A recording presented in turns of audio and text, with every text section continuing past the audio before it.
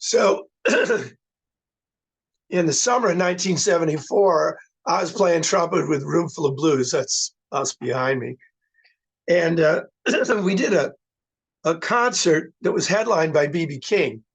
It was part of a series called Sunset Concerts, and it was held at Suffolk Downs outside of Boston. So we were one of the warm-up bands. There were a number of bands. I remember Diodato was another one of the warm-up bands. And there were different kinds of music represented. But B was going to close the show.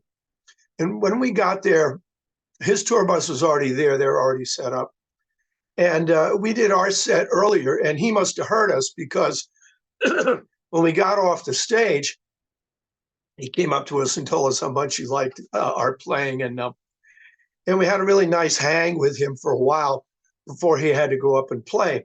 And while we were there with him, he told us a story about an alto player that he had in his band a few years earlier. They were touring in the Deep South, and they're playing at a fair, and the fairgrounds had as a men's room a shack that was built out of knotty pine. And if you went in there, they had a trough for a urinal, the same as they used to have in ballparks. So anyway, he said that this alto player had a very, very jealous wife who insisted on coming on the road with them. And she was always keeping an eye on him because she didn't trust him. So anyway, he and the alto player felt the need to use the urinal. So they went into this knotty pine building, and they're standing next to each other with B and his alto player to his right. And while he's doing his thing, he looks over to the right past the alto player, and he sees it on the side wall, which is knotty pine. There's a knothole, and there's an eye looking through the hole at them. So he nudges his alto player, nods over there, and the alto player looks, and he sees this eye.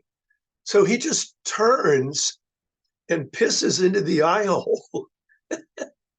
And B said, "Oh, the eye went away right away." He says, but then later when we left, we found out that was his wife just checking up on him. So we were pretty comfortable with him because of the way he acted around us. And the Sunset Concerts went from late afternoon until early evening. And even though he was headlining the show after the end of his set, it was still only about 8:30 or so. And so they were breaking their stuff down. And so he had some time. And he said, so it's early. Is there anybody playing in Boston that we might like to see? So we looked in one of those local papers, and it turned out Muddy Waters was playing at Paul's Mall. And those days, the Jazz Workshop and Paul's Mall were right next to each other in the same building on Boylston Street. So B said, well, why don't we all go over and see Muddy? And so we just thought that was the greatest. So our band had, at the time, we had a school bus that we put all our equipment in, but our school bus was frequently injured, and the school bus was in the shop. So we had actually gone up to the gig in a couple of cars, one of them pulling a trailer. So I had my car. And so half of our band, 4 of us, got into my car, and we put our instruments in my trunk. And we drove over to Boylston Street. And I parked out on the street about 100 yards down the road from Paul's Mall. And it was very well lit, Boylston Street at the time. So we got out of the car and we rushed to get to Paul's Mall. And B, we were all together. B was in a vehicle, and So B goes in, and he had his guitar with him, and we went in. There were four of us,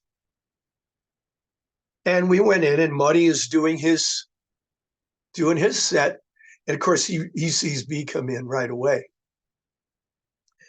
So he finishes his song, and he announces to the crowd, ladies and gentlemen, the great B.B. King is in the audience. And so B stood up and waved, and everybody gave him a big round of applause. And he said, come on up and play, B, come up. So B had his guitar, he went up, he plugged in. And but before he played, and everybody was, cheering for him because they were going to get to see B.B. King with Muddy Waters, which you really didn't see very often. He stopped and he addressed the crowd and he said, I just came from Suffolk Downs concert, and it was a young band that opened up for me, and they played so good, and we got them with us here tonight. Roomful of Blues, stand up and take a bow. So he made us all stand up, and the crowd all cheered us, and we sat down. Then we got to see the two of them play together, which was certainly very memorable musically, and that's just how gracious B.B. King was. It wasn't even his gig, and he, called the crowd's attention to us, which was just so nice of him. Anyway, when Marty's show was done, we go back out onto Boylston Street, still brilliantly lit.